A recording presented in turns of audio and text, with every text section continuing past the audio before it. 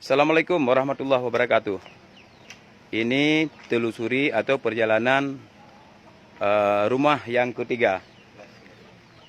Nyo rumah yang ke yang kamu telusuri dan nyo merupakan anak yatim yang dalam rumahnya dengan kondisi rumah yang lagi meno.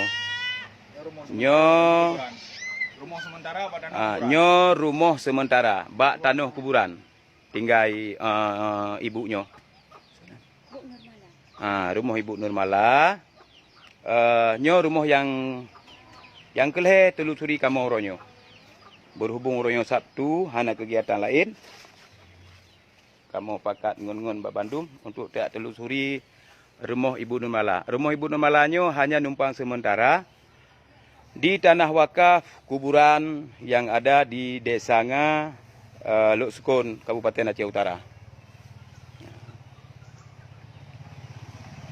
Jadi, rakan-rakan saudara dan Tengku Raja Salamon, nyo jet saksikan gure mutuah, jet negalen, nyo kehidupan rumah anak yatim atau tempat menumpang sementara. Nyo adalah rumah anak yatim. Paduk boh, kak yang anak yatim? Leh boh, ha? Selamanya drone pat ne minta rezeki untuk ne bibu awaknya. Hai ku tu murah bak gop, ku masak bak gop. Nah. Untuk ne pelihara awaknya. Oh. Dah rakan-rakan,